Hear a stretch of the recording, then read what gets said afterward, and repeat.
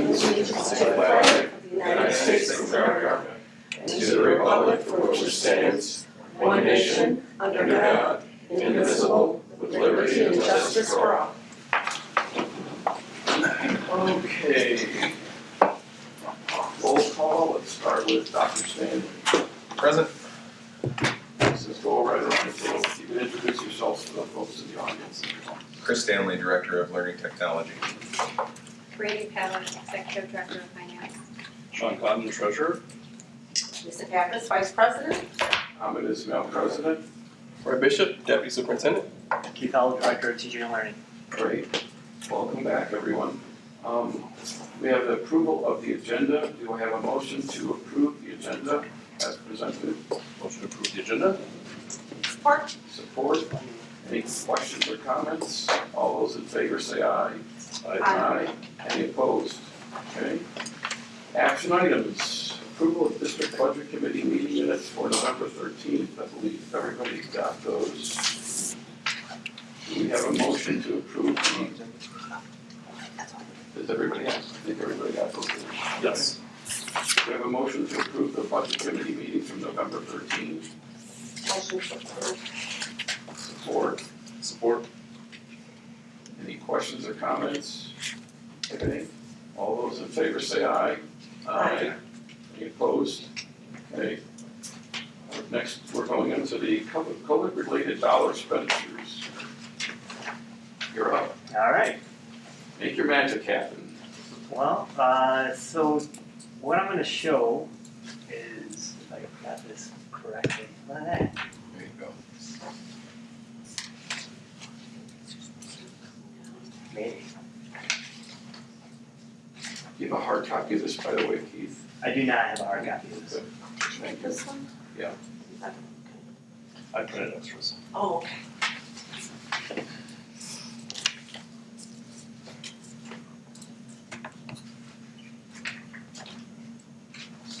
All right, so the two things I'm going to share with you today are our 11T expenditures and our ESSR 3 expenditures that we had within our budget for the 2023-24 school year, which is this year. So last year at this time, the district was making determinations on how they were going to budget specifically with our 11T and ESSR 3 dollars, specific to secondary and elementary level and also district level expenses. What I've done, I've just broken it down per building to kind of showcase how much we have used as a school district and how much we have budgeted for this year. Please know it's still a budget. Things adjust, they change from time to time. These are the allocations that we have. I've worked pretty extensively with Brandy to identify each component that has been provided per each grant, the 11T grant and the ESSR 3 grant. The 11T is very specific to how we spend that money. It is specific to students that meet those 11T eligibility requirements. So if we have an academic assistance class, let's say, that is a class that is supporting 27 kids, maybe 3 of those kids during that hour might be 11T eligible. So we have taken a formula to identify how much out of that grant is paying for 11T, how much might be ESSRs, how much might be coming from a general fund for that specific teacher in those spaces. So that's why what I've done is I compiled all that information into just per building level. So when you see the names over here or the schools over here, it's not necessarily one person. It might be 8 people that are making up the salary and benefits based off of that grant, if that makes sense. So then what I've also done is I've taken and highlighted in blue funding that is supplanted. So this is, or supplemented, excuse me. So the blue is supplemented resources. So this is what we did not have prior to having the COVID dollars. So what's in blue is items that if we deem as a school district that we're unable to fund any longer, we would no longer fund. The items in white are supplanted dollars. These are dollars that we already have programming in place prior to COVID relief dollars, and we used the COVID relief dollars to supplant or continue programming that we already had in place. So I'm trying to make this so we can, there we go. See it all in one space. There we go. So when you look at this is the 11T dollars. So we have MTSS, which that stands for multi-tiered system support. So at the FER, we have about $18,000 that we use towards a multi-tiered level of support for students at the FER. That is in blue, so that is an extra that we didn't have prior to, so that in the future, if we were deeming that that's not necessary to have any longer, we would be able to remove that from our budget. However, this para right here, academic support, that is a position that is sometimes episodic, and we may need that in the future. So every year we might have some sort of level of support that is needed. At Ferry, it's that MTSS piece. That is in white because that was actually a travel component. This particular teacher was at 3 buildings in one day, so they ended up having a travel component that allowed this person to have an MTSS time in that particular building for that 1 hour. That happens from year to year, and we usually have taken that from the general fund. In this case, we were able to put it to a component to 11T because it was supporting some special ed supports. So we were able to kind of use that dollars there. At Mason, we have a handful of supports here that are built in. Some of it is more episodic from year to year. It happens. Some of it was an additional support that we supplemented with the grant funding. So when we take a look at each one of these buildings, we have some like elementary literacy coach here for this 11T. That's a big component of this grant money. We're looking at potentially using some different reoccurring grants to support that in the future, like 31A money, which we could probably use. This hourly support at North, so on and so forth. We've got Parcells and Brownell and Pierce that all have some level of academic assistance that is built in. Some of it is supplanted, things that we were already doing prior to, which is in white. Some of it is supplemented, things that we did not have prior to the grant. We were using the grant money to support that.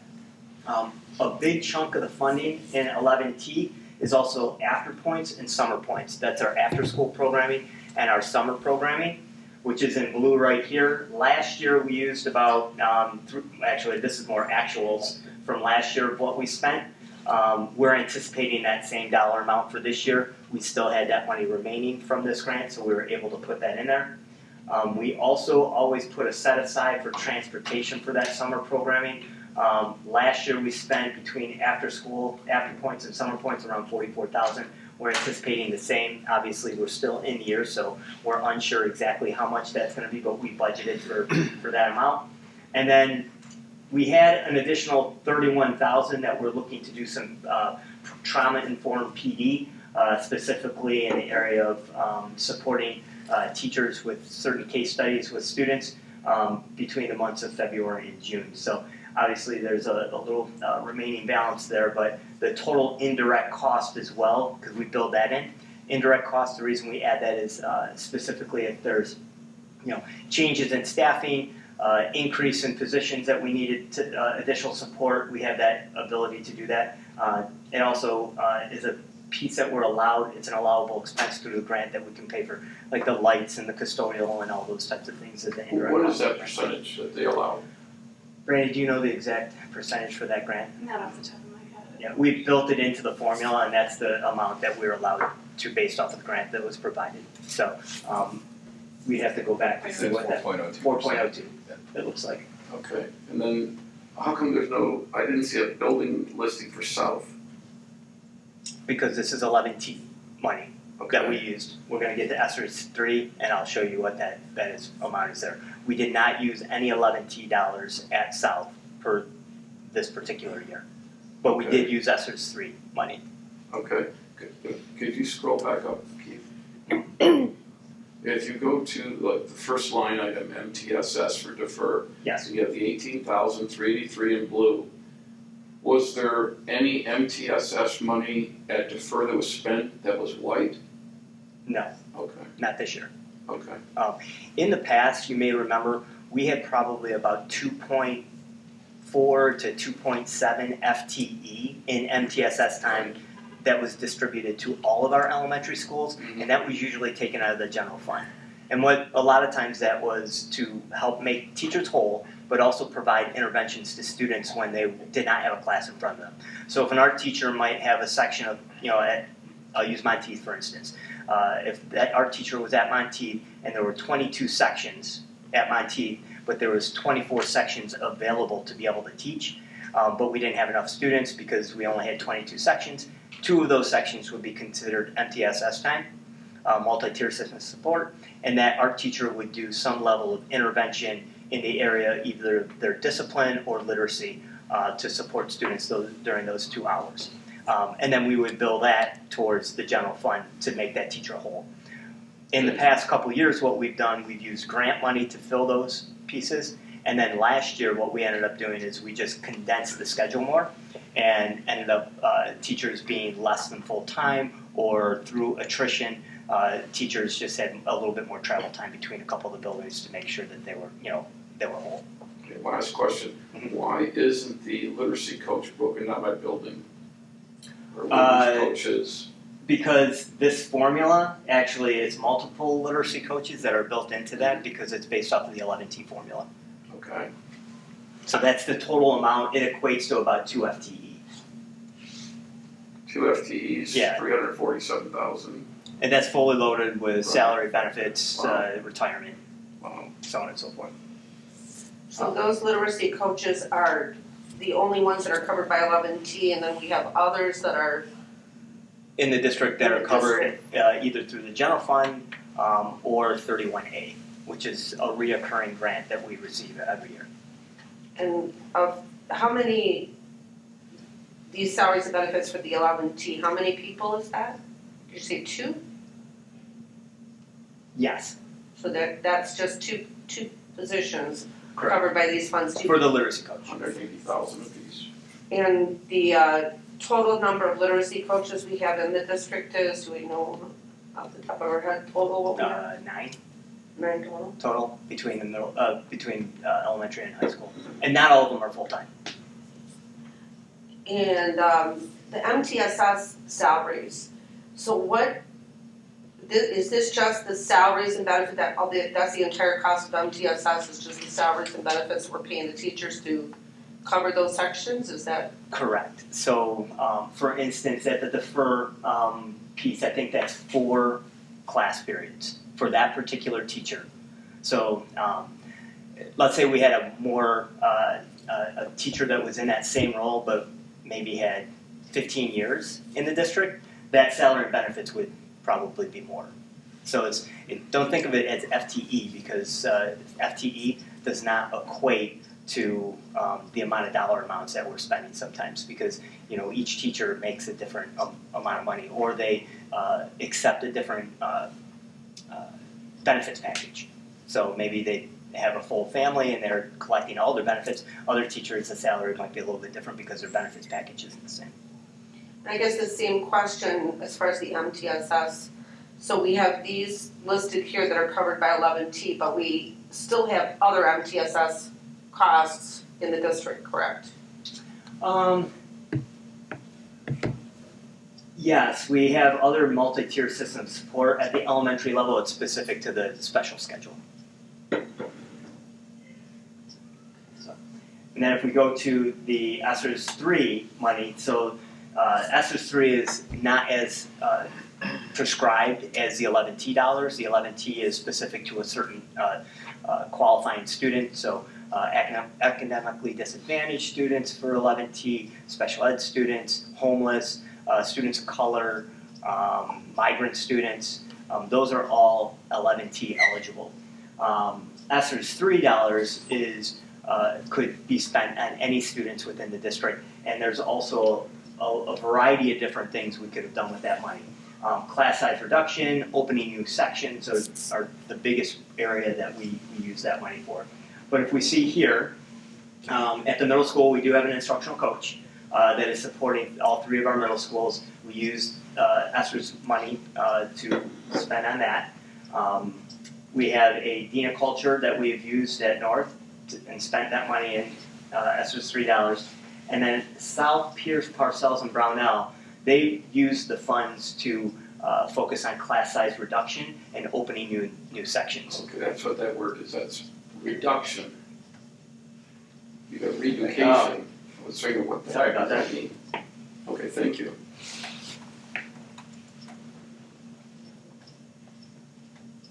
And that was a cut and paste special there. Alright, I'll correct.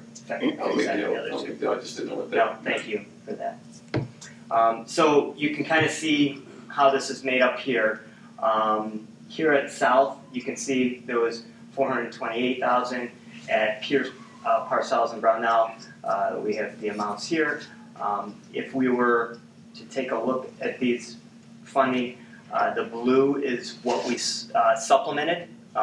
We added it as a resource.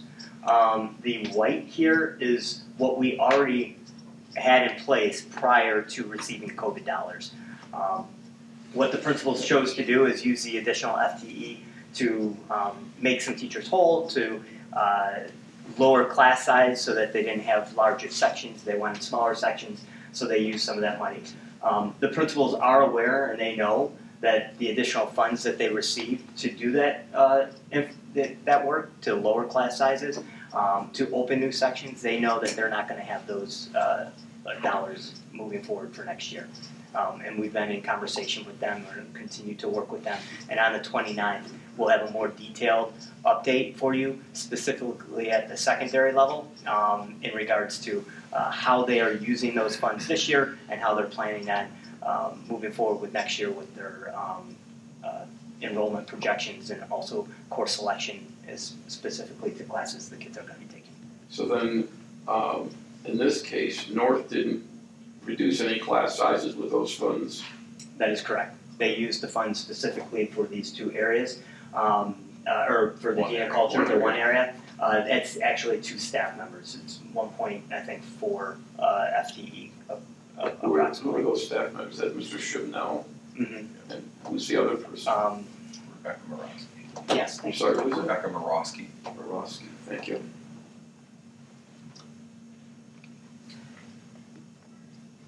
What questions can I answer for you?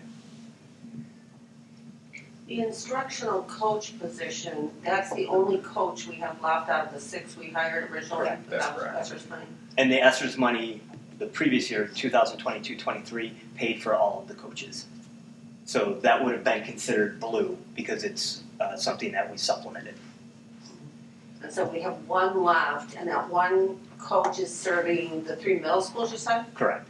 And Yeah. that's just the only schools Yeah, correct. there? So her position with just 1 remaining pivoted towards more of a focus on the middle school, fulfilling some literacy coaching that could fit into some of our MyKIP standards that are out there. So she works essentially with teachers with a focus on disciplinary literacy.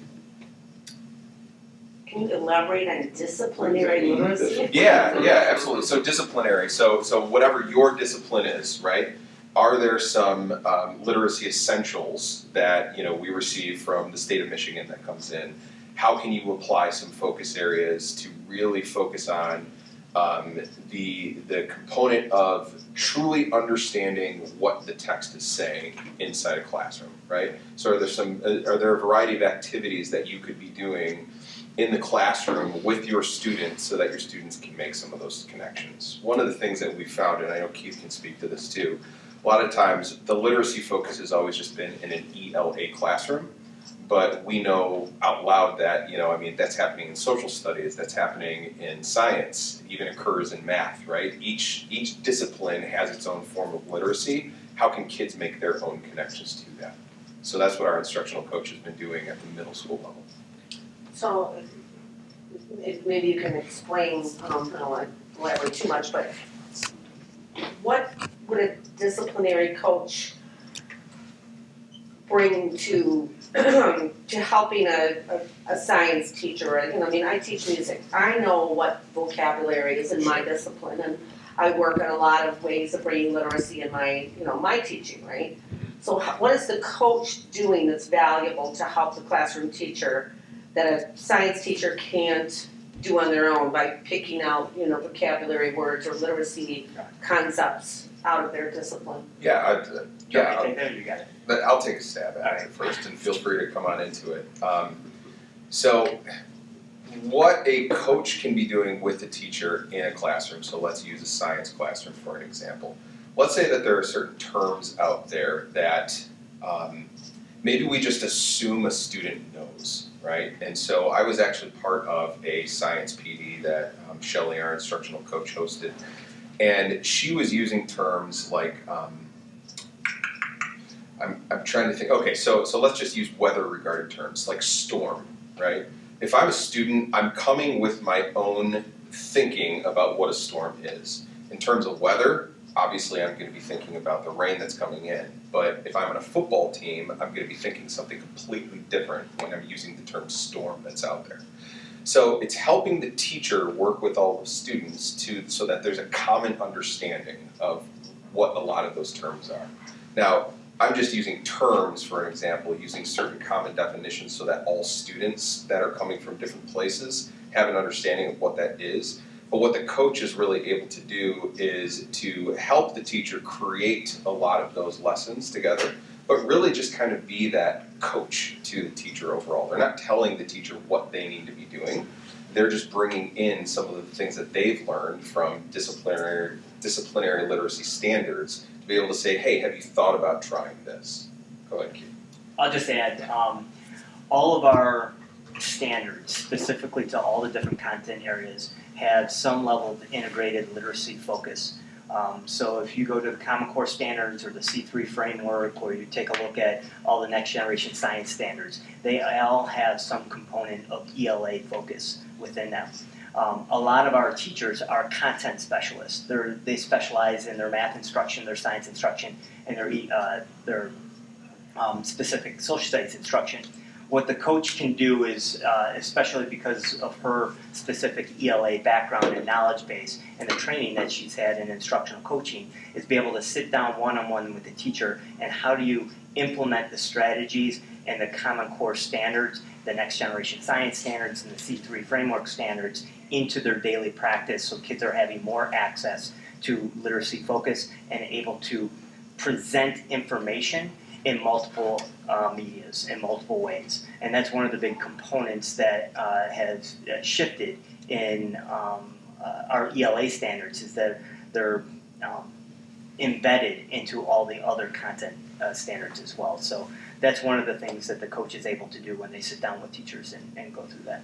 They also are, she is also doing building-wide PD in the area of Tier 2 and Tier 3 intervention support, specific to the Lexia program that we have in our school district, which is connected to our MyKIP goals. So they're actually sitting down with teachers, identifying data of where kids are, where their specific gaps are in learning, and then honing it in and developing intentional plans to support their literacy knowledge and how that integrates into their daily practices in all their content areas, specifically with disciplinary literacy. I don't know if that helps and makes sense. When does the coaching take place? Is it taking place on the teacher's prep? I mean, how? Sometimes, yeah. Sometimes it's during prep. Sometimes it's a push-in model. Sometimes they'll co-teach a lesson and then sit down during prep to go over the specific components that took place and what can be added, what can be removed and deleted. It's really having someone right next to you to guide your thinking, and it's been successful. We've had lots of feedback from our teachers that have access to coach, because it's a non-evaluatory process of sitting down and really having someone to bounce ideas off of and really guide your instruction that's targeted in a specific skill that a teacher wants to improve upon. We've really taken upon a partnership approach. Last year when we had more instructional coaches, one of the frameworks that we followed is called the impact cycle that was out there. It's his name's Jim Knight, he's out of Kansas, and really the whole idea behind that is to not force your way into a classroom, to not work with, if a teacher is not open to taking on a coach, it's probably not going to be the most successful approach to go that way, right? So it really is that partnership approach when a teacher's saying, hey, I'm interested in taking this on because whether I've been teaching 1 year or 25 years, there's probably some areas that maybe I'd want to improve upon. So this coach is able to sit with the teacher within that teacher's discipline and not tell the teacher like what they should or shouldn't be doing, but just being that extra eye to be able to say, hey, here's some of the things that I've noticed, and then the teacher can look to either improve or continue doing the practice that they've been doing that way. So that's ESSR's 11T and then the ESSR's 3. And then we also have the 31O, 31N6. And this is specific to our social workers and nurses. I presented this back November 13th when we met the last time, specifically letting everyone know that we have about $251,000 of remaining 31O money. We are receiving a new budget, which is called 31N6 money, of $450,000. That brought us to $701,000.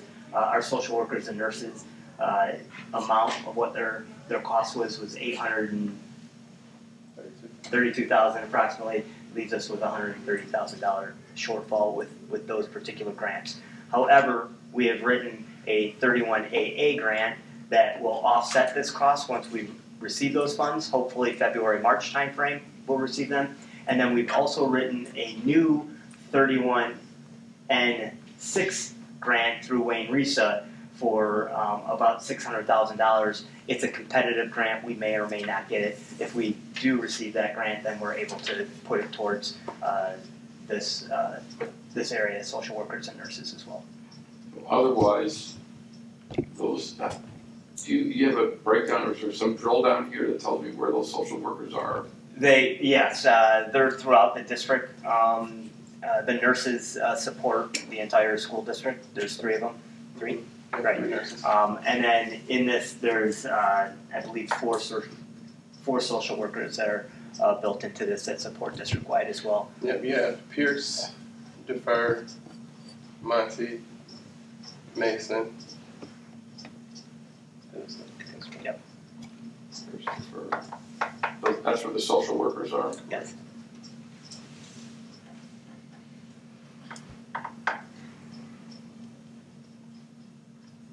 I know this is, a lot of information to ponder.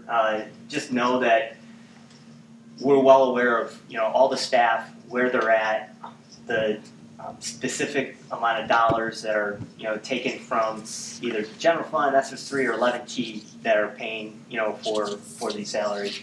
And building principals are well aware that these funds are not going to be available to them in some cases next year, and we're building a plan for that, and we'll have more detail for you on January 29th.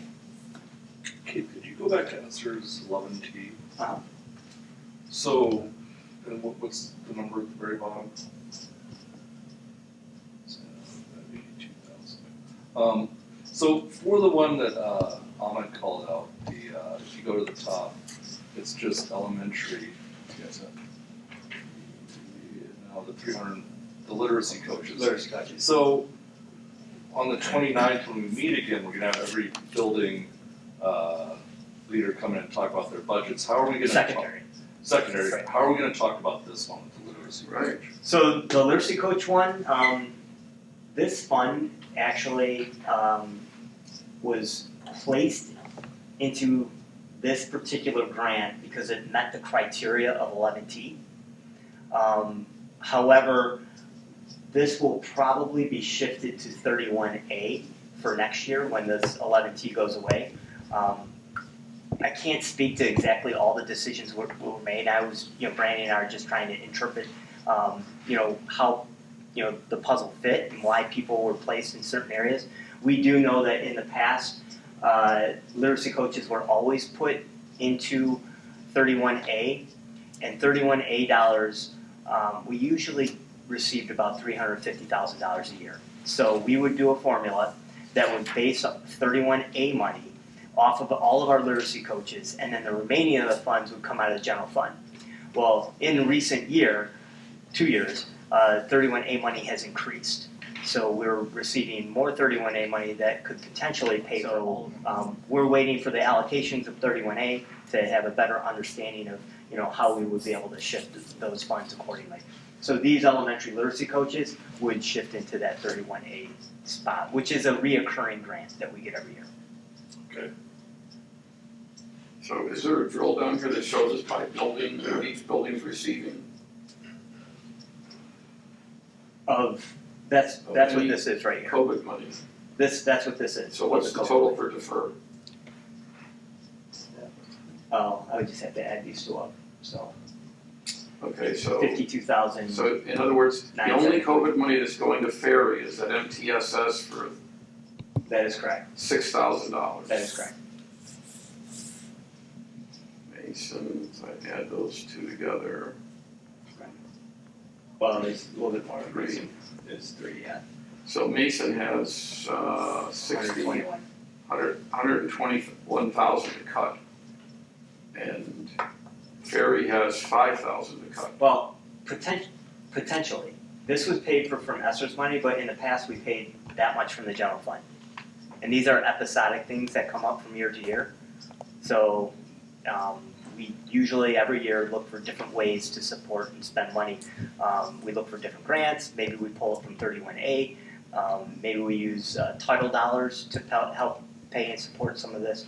So, I mean, each year, it's not as easy to forecast every year when your kids are different every year. Like, prime example of that one, I'm sorry. Medical support, paras, so am I interpreting that it's probably a para for some kind of a child that has a medical? Yes, and that's what I was getting ready to say. Like, if you take a look at the one by Mason, it says one is a medical support. So we deemed it necessary for one of our students to have a medical support professional so they could acquire the education that we were wanting them to be able to see from our school system. So something like that, we're going to have to find a way next year to be able to make that happen because we're deeming that a need for that child to be able to have faith. So some of these things, like, we can go through, and it really gets down to us prioritizing our priorities. What do we want to be able to keep and what do we not, based upon whatever level it is. But some of these, potentially, we have to find a way to be able to make it work because that student that makes it needs to get that education. And we need to make sure that they have an assistant there that can help them with their medical situation.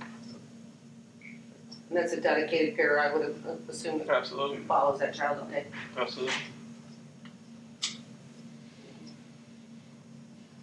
So, like, going back to your question, Sean, like, some of it's going to be pretty cut and dry when it goes to, like, the secondary level. Some of them, depending on where they're at, like the elementary one, with, like, the literacy coach, we're going to have to think about, okay, how do we either, number one, pay for that differently or not pay for that at all? And then didn't we have an extra person we added at Parcells? I thought we used COVID money for an extra administrator at Parcells.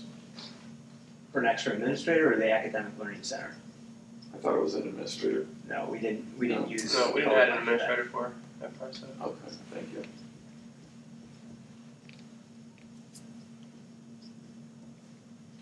So if I'm walking through this Brownell, they have 150, here says 80, okay. And this is all broken down into a presentation that we'll give you on the 29th. I have slides we've already started. We're meeting with building principals. We just want to make sure everything's accurate when we share it with you on the 29th.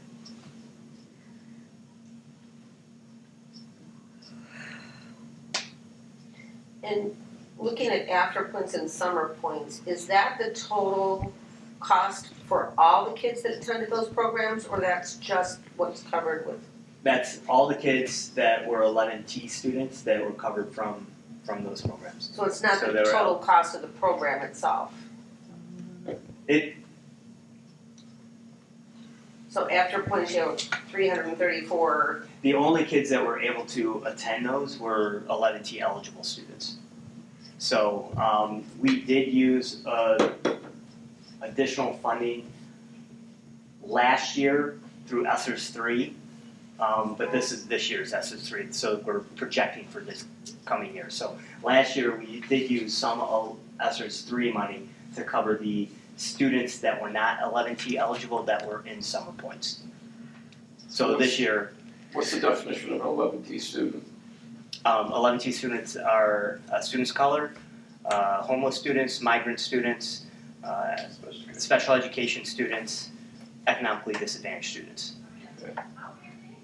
So if there's a student that doesn't fit one of those categories that needs tutoring after school at after points, they still get services and that's paid for out of the general fund? Correct.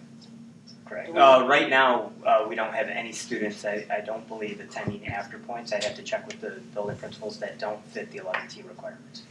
Is that by requirement? Designed by the building? grant. It's designed by the grant that was provided to us. They only use the money on certain Only students. that's the money for those students. Right.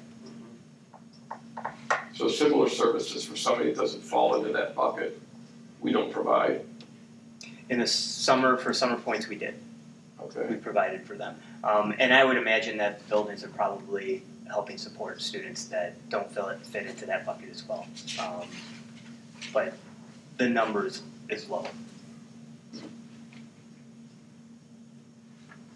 Because the kids that are going to after points are students that are tier 2 and tier 3 students that have fallen below the academic standards for their particular grade level. I think statistically, unfortunately, when you look at the population of students that we're talking about, a lot of them are also in our body of 30 percentile. Yeah. So we talk about addressing the needs of our students that we have. A lot of them fall into the different bands that you're just talking about.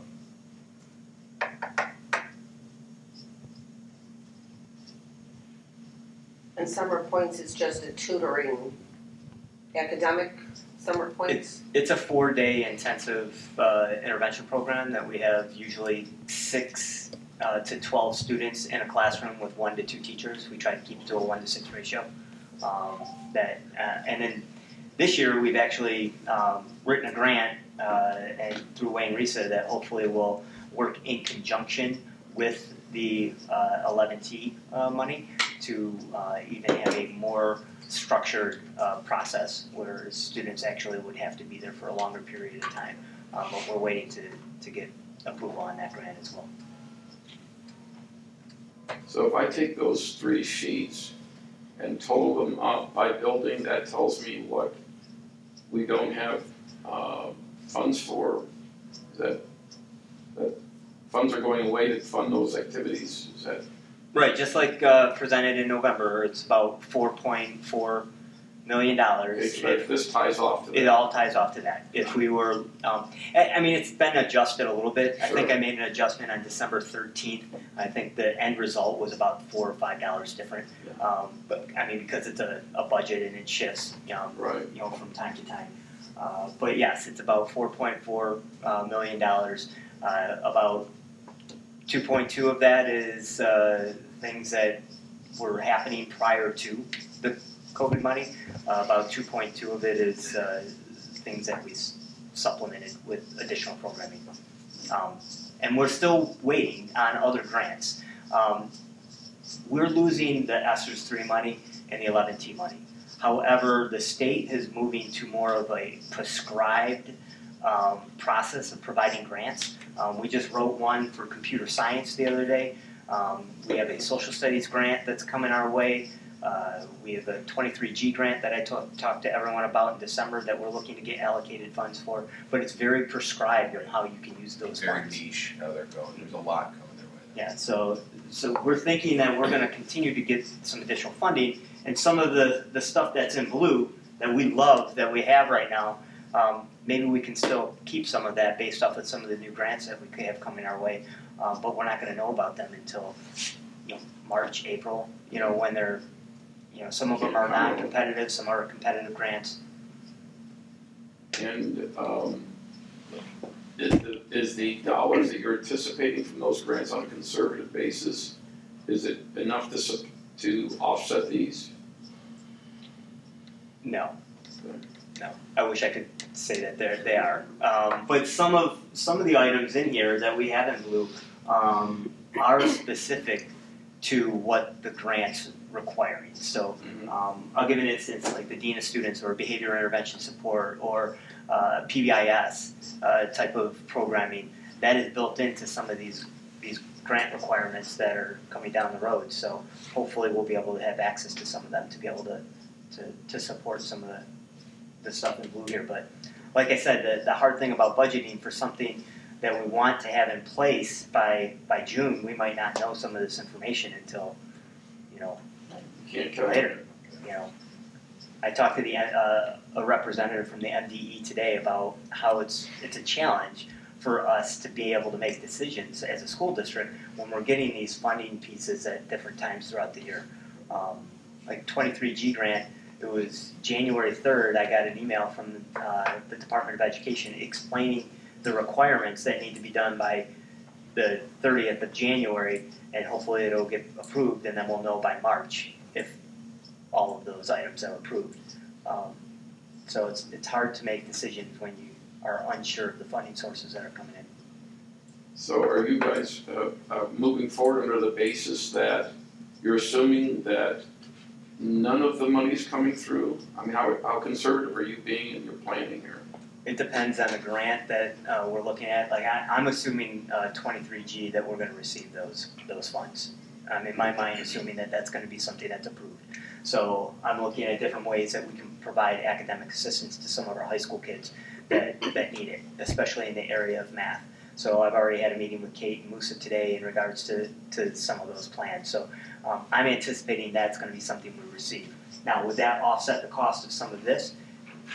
Maybe not, because it's such a prescribed grant, because it's focused on My Kids Back on Track is the called component of that grant, and you have to put individual interventions in place and small group interventions in a very specific focus. So we're looking at ways to maybe hire an interventionist to help support some of our kids that need that extra support at those two buildings.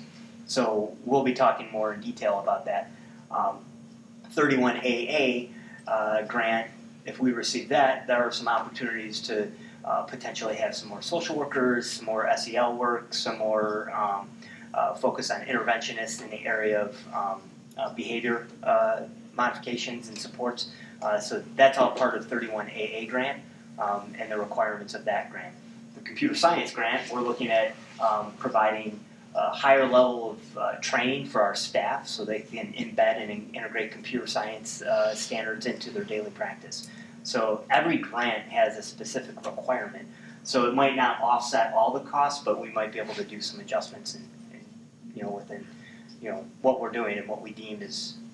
It would help a lot, Keith, and I know you got 5,000 things to do, or if there's some place you could direct me online to find this, is to get a list of these grants, what they can be spent on, and what you anticipate conservatively receiving on them.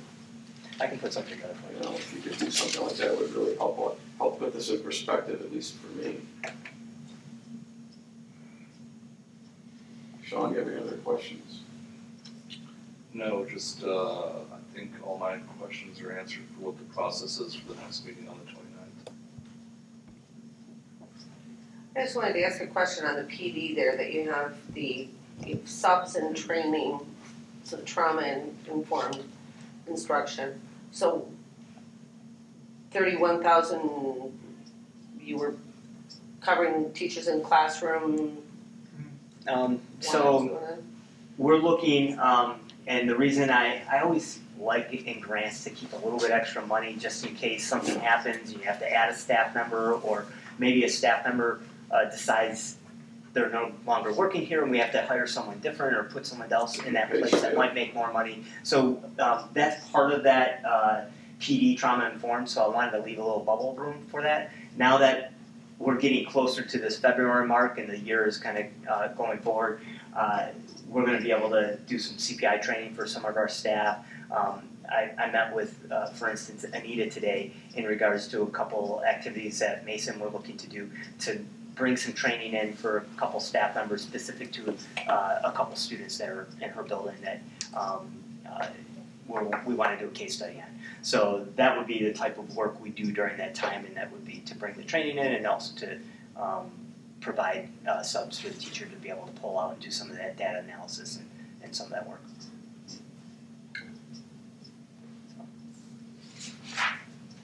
Hope this was helpful. Yes.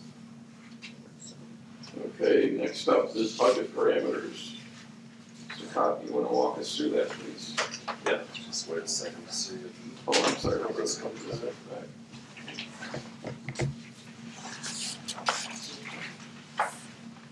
How do we tell we have the latest and greatest version? The type font, I see the type font's a little different than the one I printed. Let me see, Joe.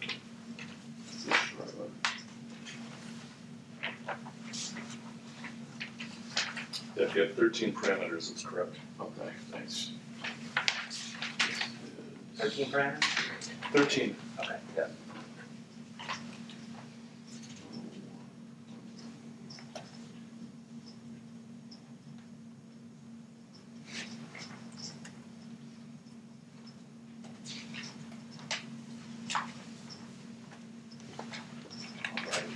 So I just want to thank everybody for participating in the process to help build these parameters. It was incredibly helpful and I thought very collaborative.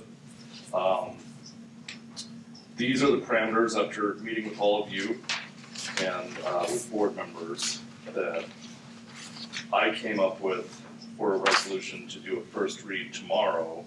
I expect to have feedback at that meeting and then have a final form of parameters at the next meeting along with some budget information on the, so that'll be not next Tuesday, but the Tuesday right after. And I'm looking to pass the parameters at that meeting on the 16th, if it all works out. But again, I mean, I thought this process was incredibly collaborative. I could answer questions or go through it. What's your preference? Why don't you walk through the folks in the public? Sean, you want me to pull it up on? Sure. Folks who are here. Yeah.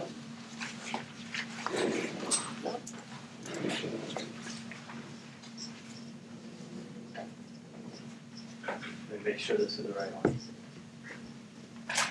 13. That's correct. All right, and please, anybody stop me if you have any questions on this. So what I included was the enabling information from Board Policy 6.02, as well as the charter resolution for District Budget Committee, is the two enacting resolutions for this board committee, as well as the process for the parameters. So first one, parameter 1. I liked a lot of the feedback here where it's collaborating with the Community Engagement Committee to then pursue and propose strategies that anticipate budget impact to halt and reverse GPPSS decade-long enrollment loss trend, taking into account both traditional competitors and new competitors, avoiding changes to the GPPSS long-standing enrollment policies and practices to include not participating in schools of choice, student enrollment is a primary end to our school finances. All proposals, actions, and decisions should be evaluated through the lens of the potential impact on student enrollment. This is relatively similar to the parameter 1 from last year, except for some of the suggestions with the collaborating with the Community Engagement Committee, which I thought was a good one. Any questions? Thoughts? Okay. Parameter 2, student and safety, staff safety. Pursue and propose strategies to allocate resources to improve the safety and well-being of students, staff, and visitors. This includes staffing school resource officers for each high school, implementing and applying effective security measures in collaboration with administration and local law enforcement. Efforts should be made to minimize budget impact. Administration shall explore partnerships with local municipalities as well as pursue funding from government sources, foundations, and private citizens where allowed. Parameter 3. Mental health services, pursue and propose options to provide mental health services to students, avoid substantial impact to the budget and taxpayers. And what the change here is, the parameter for mental health services last year said avoid impact to the budget. And just based on talking to everybody, this is now avoid substantial impact. We are still pursuing possible virtual health partnerships, and this would allow for some costs to the budget if we can make those happen. In order to achieve results, administration shall explore partnerships local mental health providers, as well as pursue funding from government sources, foundations, and private citizens. Parameter 4, community engagement satisfaction. Pursuing proposed strategies that anticipate budget impact responsive to the sentiment of our community stakeholders, expressed in survey instruments and any other structured mechanisms. Collaborate with the community engagement committee, ad hoc granting subcommittee, and board to pursue those surveys and proposed strategies. So that's something I think we need to come back to those committees along with the administration and look at what survey instruments we want to use for that. The last survey instrument I think we really have is just the MASB one for the superintendent search. And prior to that, I think you would go back over a year and a half. So we need to take a look at what we want to do with that. Parameter 5, innovative program offerings. Collaborate with the board to create an ad hoc committee to pursue and propose long-term strategies for the district's programmatic offerings that are responsive to market demands. Specifically explore the expansion of the district's early education offerings as well as programs that integrate academic knowledge with technical and occupational knowledge at all times, guaranteeing aligned and rigorous academic curriculum. I don't know if anybody wants me to talk to who actually made the suggestions, but I think this is a great one. Collaborating with the board. This is more looking at that long-term strategy. I think that this needs to be more than what is a relatively short time period for budget parameters to budget. This needs to be a longer-term strategy. It does impact the budget in a lot of ways, but it's something that we need the time, and Keith, this was something we talked about, that really needs to be pursued in a way that where we have more time to look at what is out there and really strategize. It's almost, there's a lot of different things we can look at, but we need to have a longer term on this, maybe 9 months or so, and then look at it for the next year. Just so I get a clear understanding of this, so when we're talking about integrate academic knowledge with technical and occupational knowledge, are you thinking more so on the lens of like the CTE side? Is that what you're thinking of, or? Yes. Well, but anything. I mean, that's really, do we want to look at, there's all kinds of things that people talk about. IB programs, Sure. capstone AP, career tech. Opening up. There's a lot of things we can do at the early childhood stage, and this is really taking a long look at that and a methodical approach in partnership with the administration and the board to pursue that. Okay, parameter 6, student-to-teacher ratio analysis. Pursue and propose action relative to our staffing levels relative to the district's mission as well as the reality of declining enrollment. Provide reports broken down by grade level and specific to each building. Decision support data should be presented in historical context. Administration shall account for those offerings that may skew the average, such as choir, gym, music classes, and other regular sized classes. Collaborate with the district budget committee and building leadership to build staffing budgets and curricular resources at a building level that are responsive to classroom needs. Avoid deviation if at all possible from the district's long-standing class size guidelines. And so that was taking a couple parameters, putting them together, and I thought that was a really great addition there that I think Dr. Stanley and Mr. Howell I would hope like with the curricular resources in there as well. I think that was something that was missing in this looking at building the budget. It can't just be staffing. There are things that we don't want to have reactive to the budget throughout the years. And so bringing that together at that building level, I think, is something that we'd like to see happen if we can. Your kids are in what district? Chippewa Valley. Chippewa Valley. How does their student-to-teacher ratio compare to ours? Oh, they're higher. So Is it substantial? We have 24 in our kindergarten. They have 29 to 30 in their kindergarten classes. Their buildings are much bigger as well. Okay. I'm thinking about my son, who's now a junior in high school. Okay. He's Yep. a junior already? He's a junior. When he was in kindergarten, they had 5 kindergarten sections at his school, and they had 30 in each one of those sections, students, and then they have 1 aide that supported all 5 of those classes. Okay. So there are other districts that have much higher class sizes than ours. I'm not advocating for that, but if we think about how other districts are able to do some different things, sometimes it's Right. class size is why they're able to do so. And I'd like to point out that what we have here is not an absolute, would be avoid deviation if at all possible. I think that as we're going through this, that we don't want to take anything off the table, but it's again, in discussing this with everybody, that's not absolute there. One thing I appreciate in primary, one thing I appreciate in primary number 6, we talk about collaborate with the district around being responsive to classroom needs. Because we know from year to year to year, we tend to have certain classes that might need certain things. And so being able to collaborate and say, okay, here is the data from this subset of students, or this is data from this school. How can we do our best with our resources, both with the budget and curricular resources, to make sure that their needs are met, and it could look different across the district? Yeah, I think that, throughout these budgeting parameters, some sentences really pop out more than others, and I think that this is one of those ones that is going to be really important to the budgeting process. I'll also add into that too, and Mr. Cotton and I, we had a good conversation earlier. Just when we were talking about curricular resources, I think just so this group is aware, we're also talking about instructional technology too that goes along with that, because that truly is part of how learning is happening too. We have to advocate on the tech side for that part. You're technology director? That I am. Just to add, exactly what Roy was saying, specifically to collaborating on specific subset of students in certain buildings or certain spaces or certain years, things are needed a little bit differently. But I would also consider our classrooms as well. So to have 30 students in a classroom out in Chippewa Valley, those rooms are in some cases larger than the rooms that we have as well. So just making sure that we're being very aware and intentional about the space that we have for our students too. Absolutely.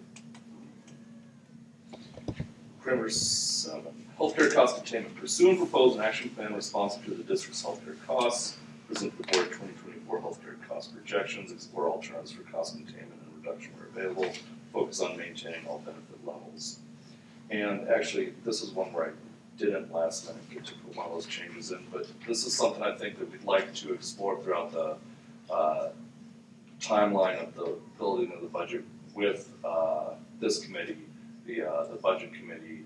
I know that we have that healthcare committee working, and just having reports come in here and talk about that here, I think that'd be a good thing. And I could make that clearer if everybody thinks I should. That makes sense. Just collaborating with budget committee.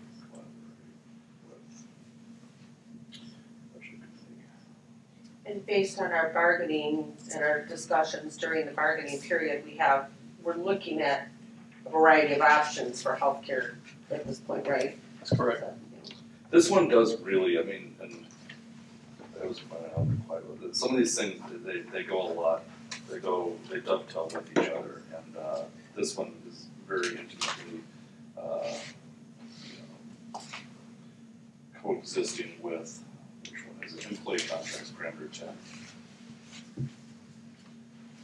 Parameter 8, forecast and budget accuracy. Pursue the development of monthly reports that provide the board a view on. I think this would just say collaborate with the budget committee to pursue the development of monthly reports that provide the board a view on month-to-date actual performance versus the budget.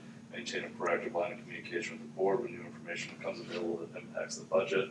And I think there's a few things that we need to take into account with this in terms of accounting, where what do we want to see here versus what do we want to see at the board, and the impact when it is reported at the board, whether or not you have to do an amendment every time. And so I think starting probably with the meeting on the 29th, starting to develop what is it that we want to see with those reports at this meeting. So do you think it should, Parameter 8 should somehow involve the facilities finance committee itself? I know that they're working on reports. I think yes. I think, and we have it in here a few other areas.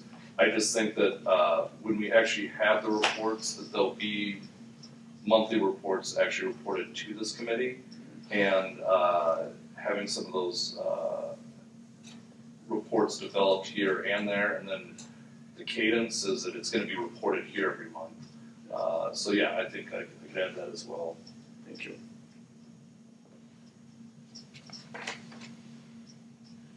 they're on, and they would be, finance committee would be on the development of those, right? All right, parameter 9, anticipate federal and state aid reduction, pursue and propose an action plan in partnership with building leadership and the district budget committee to cut all costs that are funded by non-recurring federal aid, state aid, or any private or public grants. Already started that. Additionally, identify all unfunded mandates and propose strategies to reach budget neutrality. And I think the administration is happily getting farther along on that. I think the state aid or any private or public grants, should we put something in there that aren't being renewed or that aren't anticipated to be renewed? I can't, I mean, that's what the non-recurring part means. Oh, okay. I could, unless you want me to change it. No, it's fine. Okay.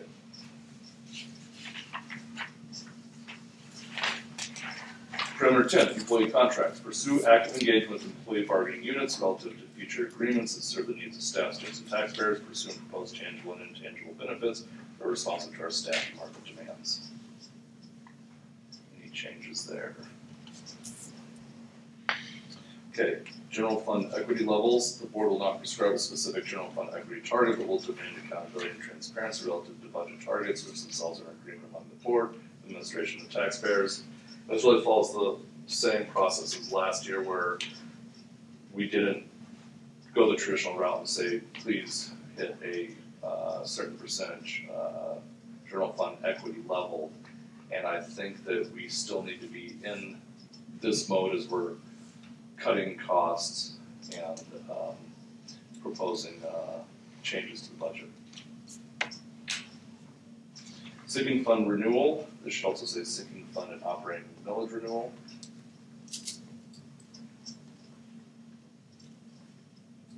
Collaborate with the Finance Facilities Committee and the Community Engagement Committee to pursue and propose an action plan to renew the operating millage renewal and a sinking fund at a millage that is adequate to meet the needs of the facilities of the district. Provide the board and the community with a 5-year comprehensive spending plan for all sinking fund revenues. Parameter 13, cost containment and reduction. Pursue and propose actions relative to expense reductions with an emphasis on reductions that are furthest away from classroom impact. Focus all efforts on developing a budget utilizing a budgetary process that is built from the ground up in collaboration with building administrators. Plan for reduced revenues over the next 3 years while taking into account all 13 parameters of the budget. Collaborate with the district budget committee and the finance and facilities committee to provide the board proposals, strategies, and the overall budget. I think this will be like that one sentence we pulled out where this is probably one of the parameter that I think will be most looked at and parsed through as we go through the budgeting process. So I want to make sure that this reads exactly as everybody wants in this room. This is what we're going with. As it reads on this last sentence, collaborate with the district budget committee and the finance and facilities committee to provide the board proposals. Are we saying that the finance and facilities committee has say in the proposals? Well, I think similar to the process we used last year, this is where we're gonna interact the most with the administration to build those proposals, and then I think we did it in May of last year is where we would take those and go through that with the Finance Facilities Committee after those proposals are all built together. The interaction is gonna be here.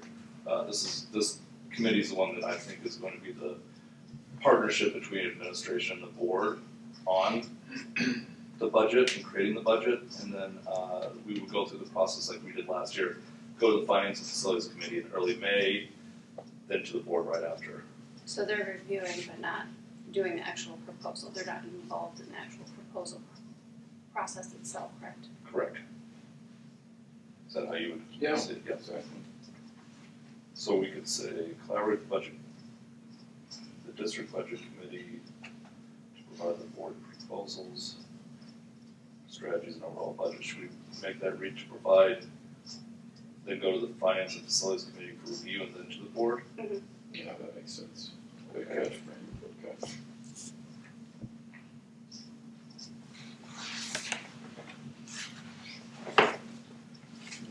Okay, Sean, so with the tweaks that you're making, this is coming to us tomorrow, right? Correct, So you need to give Deb a copy, yes. a clean copy of this. With those changes, in parameter 7, including collaborate with budget committee, parameter 8, collaborate with budget committee and finance, contracts development, is that what we had? Oh, yeah, and yeah, collaborate with budget committee and finance facilities, and then parameter 12, changing it to sinking fund and operating village renewal for the title, and then making that change at the end of parameter 13. What I'd like for us to vote on that here to recommend these parameters to the board. Okay. Make a motion that we recommend to the board that they adopt the budget parameters as amended. Right now. President Ismail, can I ask one more question before you make the motion? I apologize. I just want to wrap my brain around parameter 13 again real quick. So if I'm in a situation that I need to bring a technology proposal to the board, right? The end goal is for the board to vote on that. Would the idea be I first bring it to this committee, we then have this conversation, then I would be bringing that to the Finance and Facilities Committee to have further conversation, and then eventually bringing that to the board? Is that what we're talking about right here? I would say so. Except for in emergency cases, Oh, right? sure, yeah. Right, exactly. right, but this would be something that like I would know. As far as the is going process on, right? goes, I think Yes. that's the safest way to go. Yes. Okay. Thank you. No, thank you for bringing I that. think that if you look through this, where we're looking for the building and working through the process the most with the Finance and Facilities Committee is the sinking fund and operating village, as well as creating the finance reports that we want to see reoccurring every month or on a cadence that we all agree to.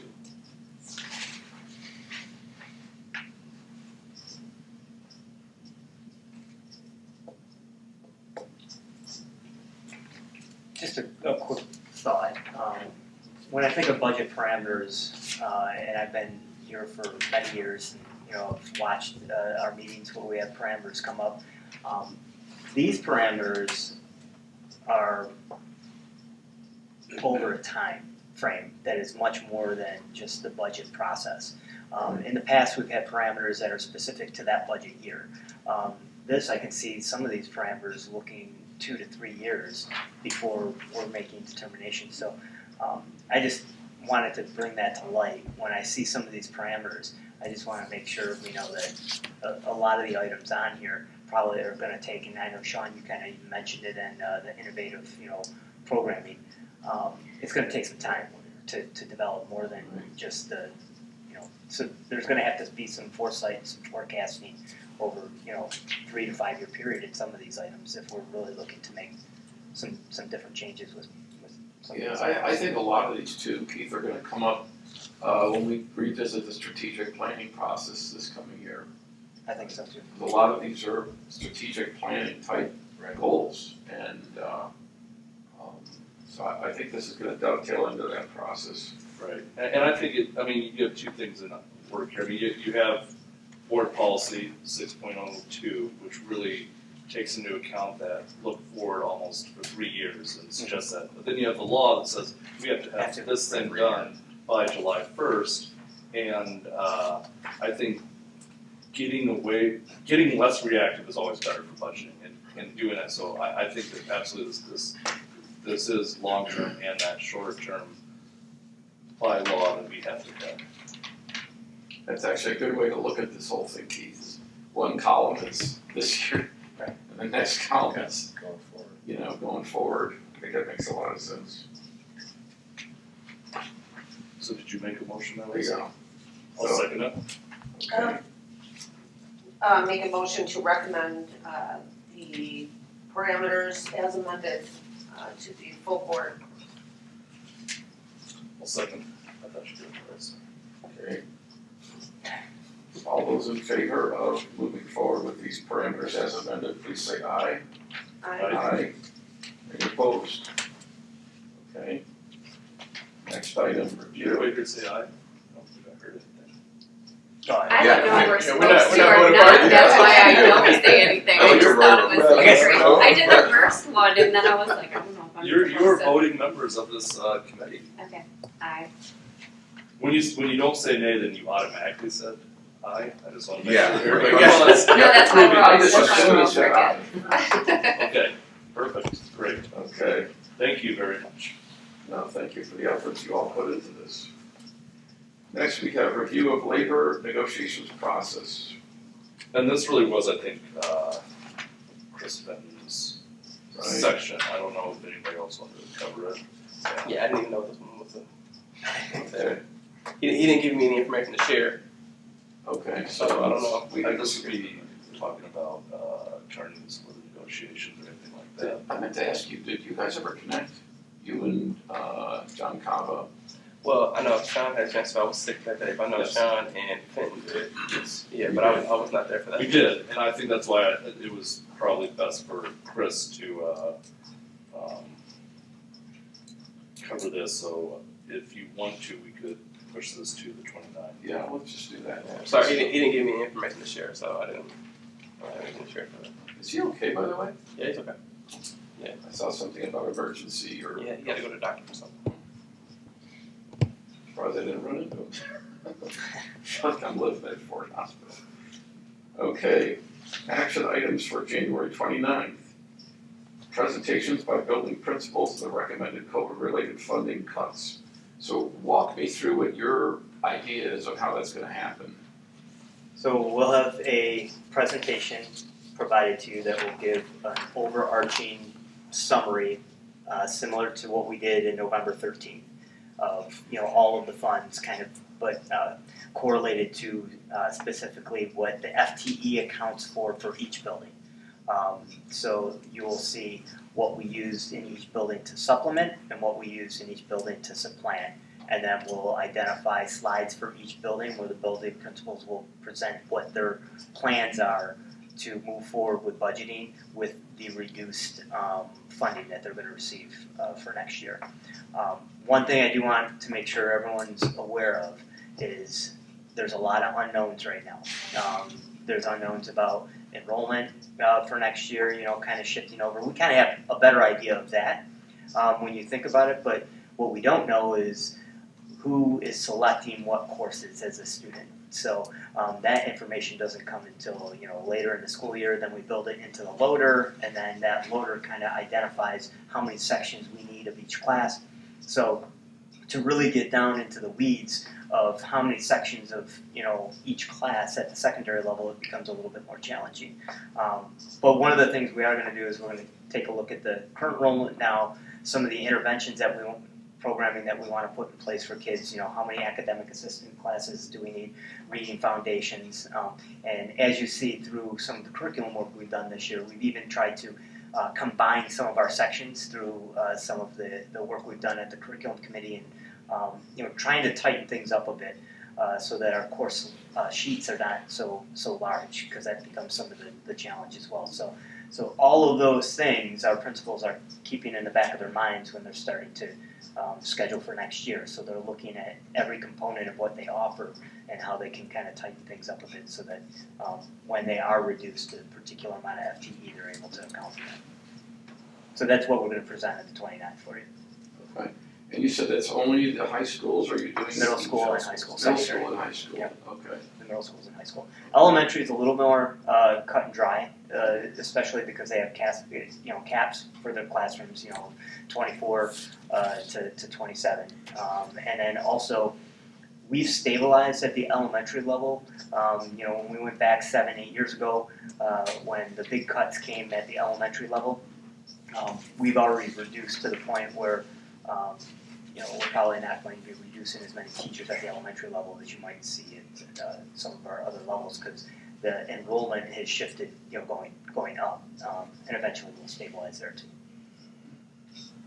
Would it be a fair statement, Keith, or maybe this is a Roy question, did we, if we could look back to 2018, coming forward to today, as we lost students, did we cut staff in a proportionate amount or not? Every year we've reduced that. at the same level as the students dropped, or do we hold them at a certain level and then? So every year we took, maybe around 20 students would equate to one teacher. So whenever we saw a 20 student drop off, that was one teacher FTE that we went down and reduced. Okay, So we've been doing that over the years. Okay, 2018-19, I have to take a look at those. That was before I was in the position, but I know for a fact since I've been in the position, we've been doing that consistently every year when it comes to us making reductions across the board. We've been doing that, whether that's been in elementary, middle, or high school. If that happens, then yes, we have been reducing FTE. got it, thank you. Yeah, 14, 15 is, I believe, at the elementary level where there was the big reduction because we ended up having lower enrollment at that time. And that's when the elementary was kind of looking at making those reductions. So it's kind of moved its way, through the levels. So at that time, the enrollment was higher at the middle school and high school levels. Still, Right. that elementary kind of pocket has now moved to the middle schools and high schools. Okay, any other questions on that? Okay, public comments, do we have any public comments? Mrs. Felder, go ahead. Hello, Lakeisha Felder, district parent. First, I'm happy to hear that the administration is pursuing grant funding to kind of fill those gaps that will be left by the loss of COVID dollars. So thank you for doing that. Not quite sure who's doing it, but thank you to the administration for doing that. Second comment is about the parameters 2, 3, and 13. Just for clarification, for the student and staff safety parameter 2, is that just a continuation of what was already done last year? Because my understanding is that there were security resource officers in the schools. So just wondering how that fits in. Is this just a consideration of how to continue that funding? So that was a question. Second, for the parameter 3 mental health services, I think it would be helpful for the community to hear an update on this in terms of what options are being pursued, because that's the same parameter as last year during the budget process.